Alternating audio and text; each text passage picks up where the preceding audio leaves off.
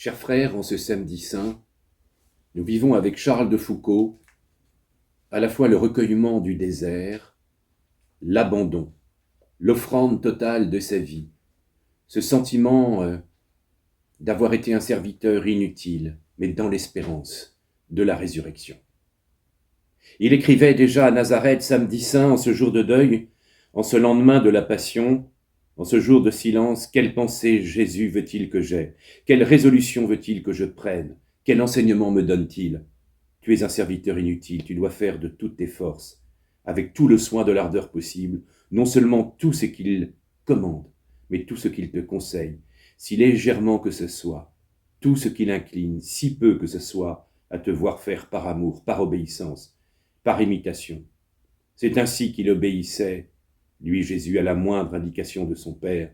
C'est là l'obéissance que tu lui dois. C'est ainsi qu'on obéit quand on aime. Une telle obéissance est inséparable de l'amour. Oui, ce samedi saint, dans ce temps de mort, de repos, de silence de Dieu, c'est bien là que se réalise le mystère de l'abandon total de Charles de Foucault. Ce samedi saint est un peu comme un résumé de toute sa vie. Il s'est abandonné depuis sa conversion, depuis le moment où il s'est confessé à Saint-Augustin. L'aboutissement a été son martyre, cette mort, apparemment inutile. Sa congrégation n'a pas été effective, pas de compagnon, pas de conversion apparemment, c'est l'échec, le serviteur inutile. Dans ce silence de Dieu, il se retrouve dans le sable comme le Saint-Sacrement. Jeté, cet ostensoir qui disparaît.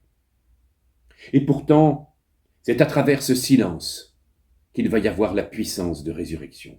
C'est sa prière d'abandon. Mon Dieu, je m'abandonne à toi, fais de moi tout ce qu'il te plaira. Cet abandon total de Charles de Foucault à la divine providence était l'abandon du Christ à la volonté du Père. Il a réalisé l'acte d'amour suprême. En donnant sa vie, Charles de Foucault se retrouve dans ce silence. Silence de mort. C'est l'aboutissement de toute sa vie de Nazareth depuis sa conversion, car Nazareth n'était pas une finalité en soi, cette vie cachée, cet abandon, ce service, être pour tous, c'était pouvoir arriver au don suprême de sa vie, le silence de Dieu. Son amour du désert, le fait d'être conduit à l'extérieur pour être avec l'époux, comme dans le Cantique des Cantiques. Cette vie de communion avec Dieu, cette vie d'oraison, c'est le samedi saint. Mais c'est dans l'espérance de la lumière qui va illuminer les ténèbres. C'est la prière, évidemment, du Benedictus. Cette lumière de Jésus est bien là, même dans le désert, même dans l'épreuve. Il écrivait en 1898 au Père Jérôme, « Il faut passer par le désert et y séjourner pour recevoir la grâce de Dieu. C'est là qu'on se vide, qu'on chasse de soi tout ce qui n'est pas Dieu, et qu'on vide complètement cette petite maison de notre âme pour laisser toute la place à Dieu seul. » Les Hébreux ont passé par le désert. Moïse y a vécu avant de recevoir sa mission. Saint Paul, au sortir de Damas, a passé 3 ans en Arabie. Votre patron Saint Jérôme, Saint Jean Chrysostome sont aussi préparés au désert. C'est indispensable, c'est un temps de grâce, c'est une période par laquelle toute âme qui veut porter des fruits doit nécessairement passer.